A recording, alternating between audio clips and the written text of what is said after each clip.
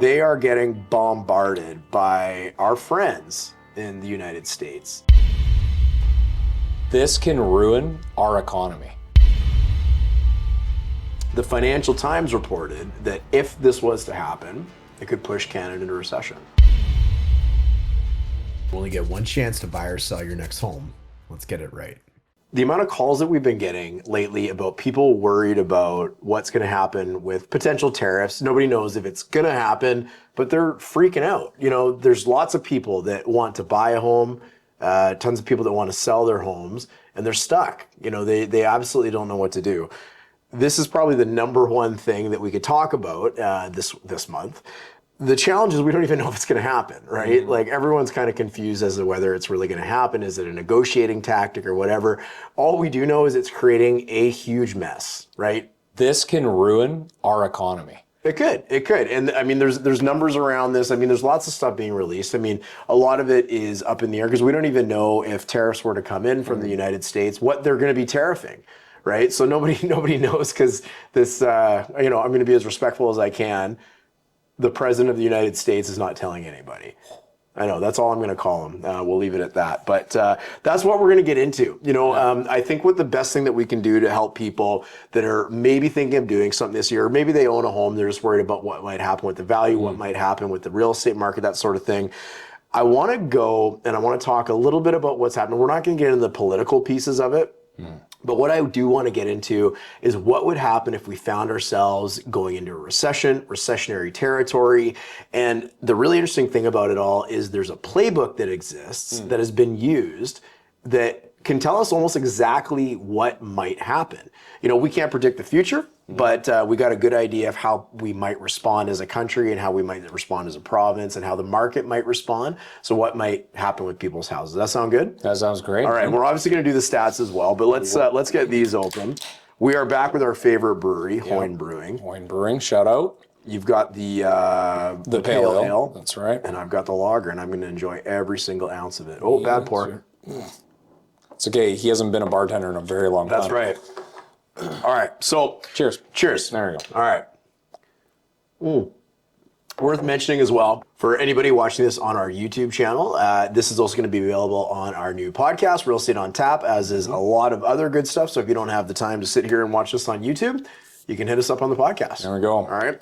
So we're going to get into the stats as well. Let's deal with this big elephant in the room. You are not an economist. I am not an economist. No. You don't work for the U.S. government or the cabinet of the President of the United States. Well, that we know of. That you know of. And I don't work for the Canadian government or the cabinet of the Canadian Prime Minister.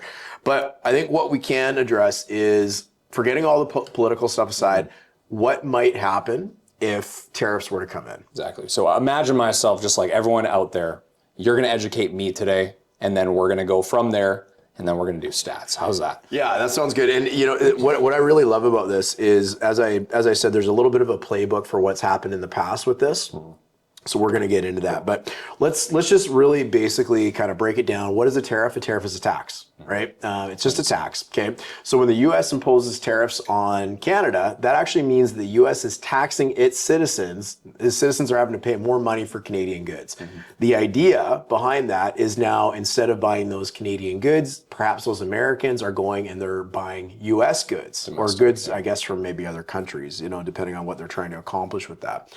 So this has been ruffling the waters, right? Really, really bad. You know, we all know that Canada announced retaliatory tariffs if the U.S. was to bring them in. We won't get into all the history of it. But actually, just this morning, the Bank of Canada governor, Tiff Macklem, he actually announced that the threat of these tariffs is already starting to impact businesses and household confidence. Okay, so it's already starting to have an effect, and as it would.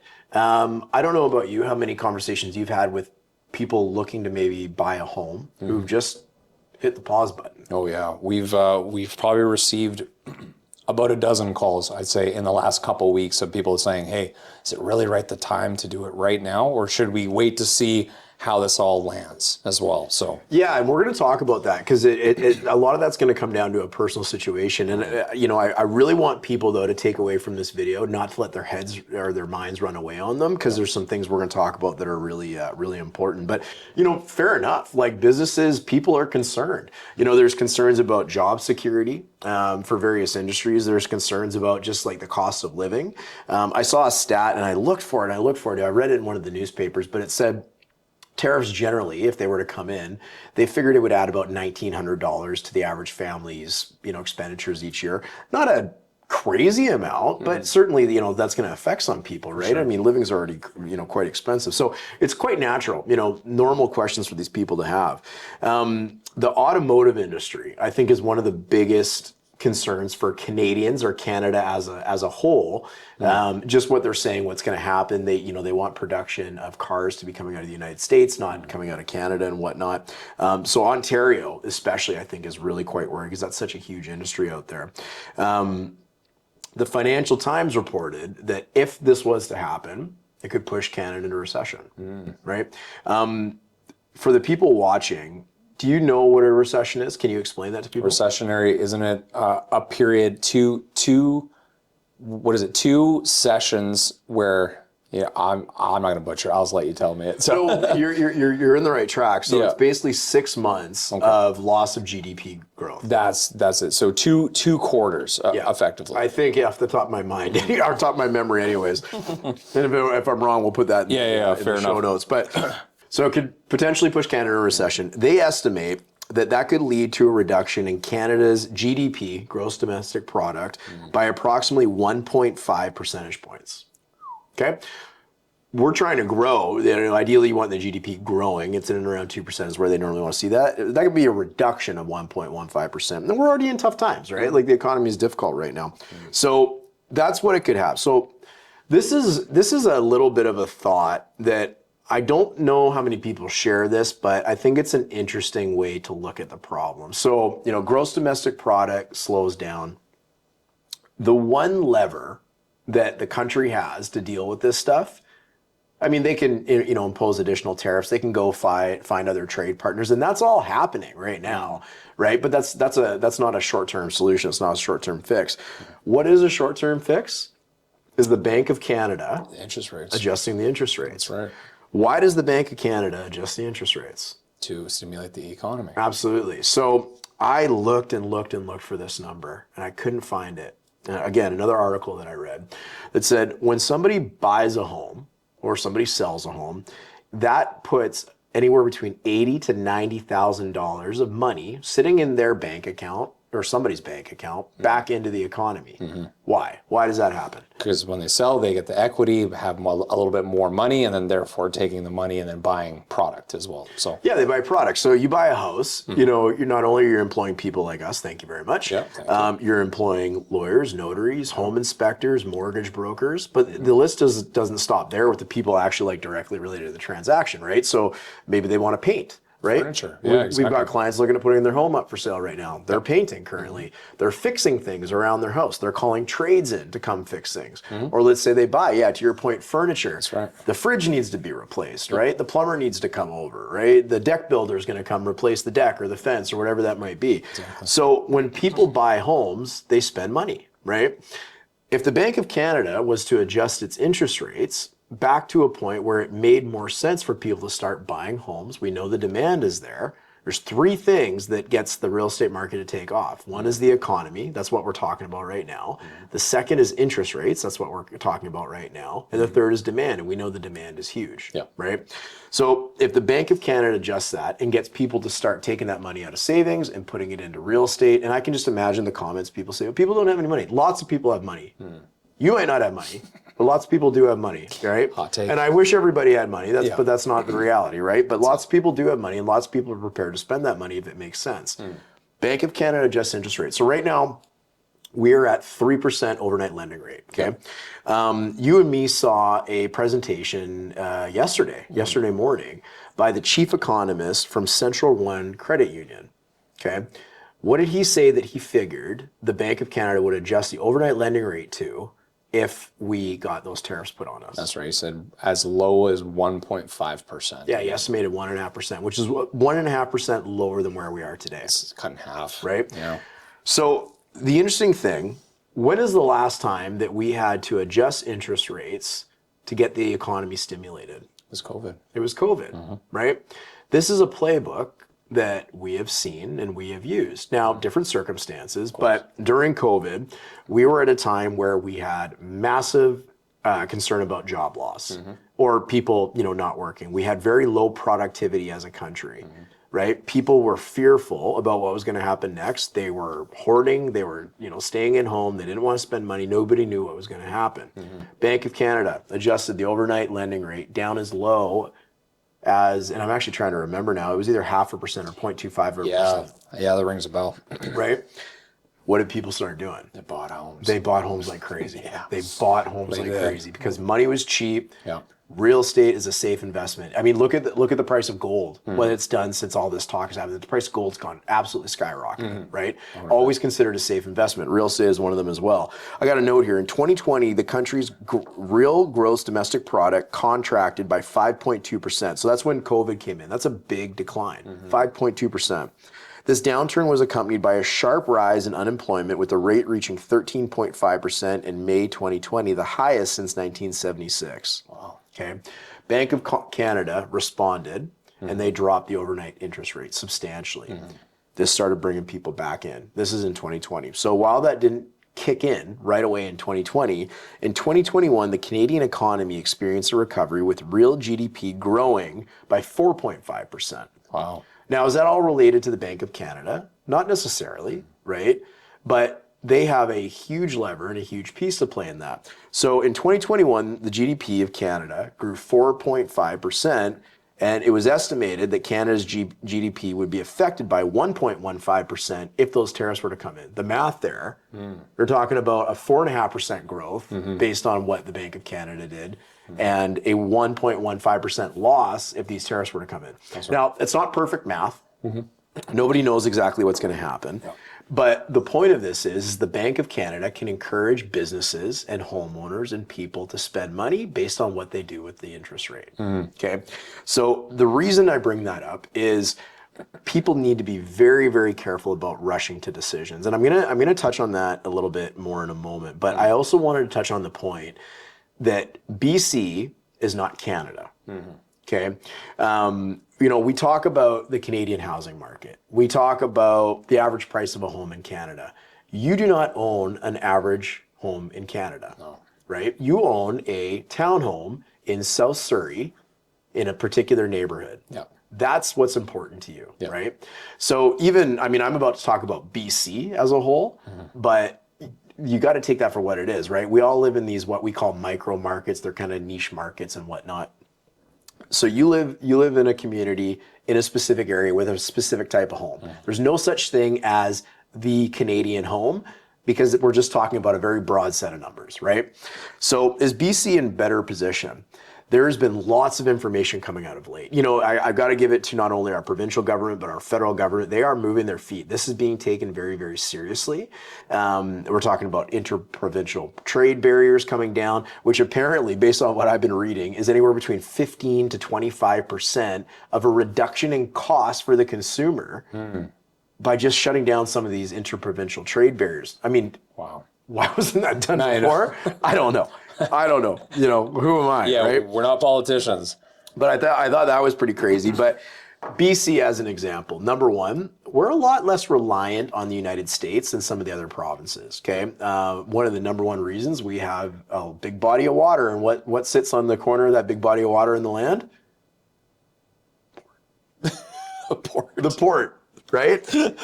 Okay. Thanks for the help. So we've got international markets at our fingertips. Ontario can't just throw everything onto a boat, and actually they do have a port, but like it's a lot harder for some of these other communities and some of these other provinces to put things on a boat and get them out to other Especially the markets. interior for sure. Exactly, right? Like think of Alberta, they're completely landlocked, right? As an example.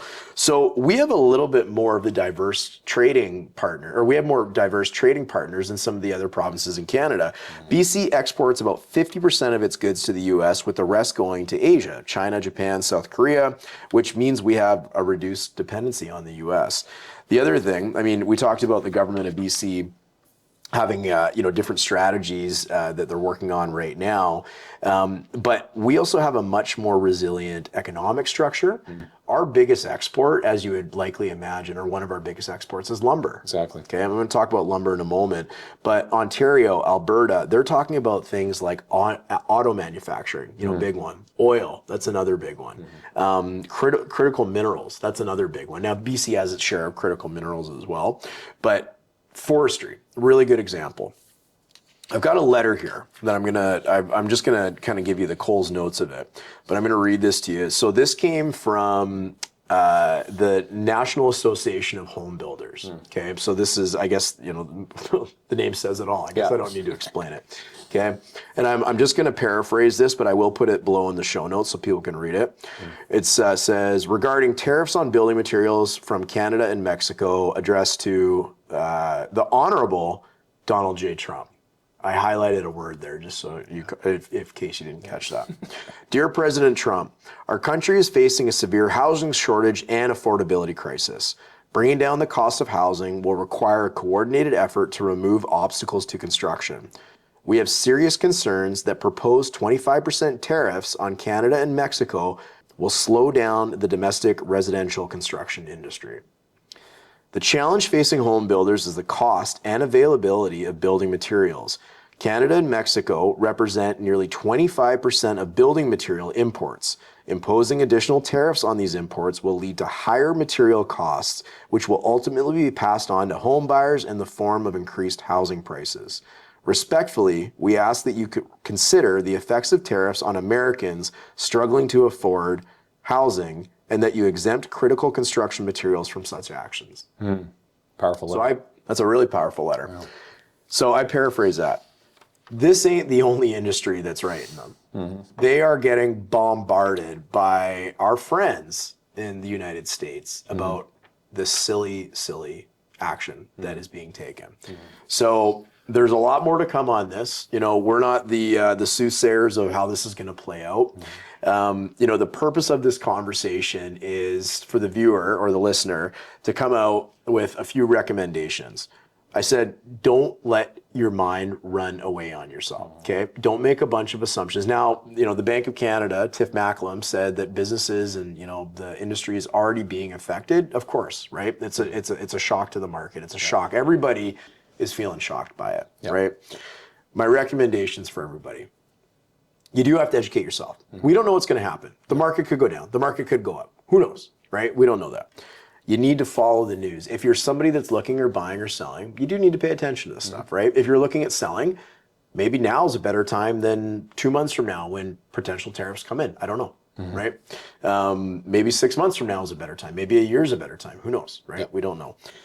Same thing if you're considering buying. Number one, if I was considering buying, I would make sure that I have immense job security. I'm not in an industry that I'm worried about being affected by it. But look at what happened during COVID. You could have said in April of 2020, I'm not buying a house for years. There's a lot of people that said that. Those people are still not owning a home because they didn't get in the market and they missed out on a huge increase in prices. Now, I don't want to sell fear. I don't want to sell fear the market's going to crash. I don't want to sell fear that the market's going to go up. But you need to pay attention, right? You need to pay attention to this stuff. Don't assume the sky is falling. And the last thing I wanted to leave people with before we get into the stats is this, not a fallacy is the way I want to say it, the misunderstanding that there's opportunity always on one side of the transaction. You know what I'm talking about. Explain that for people.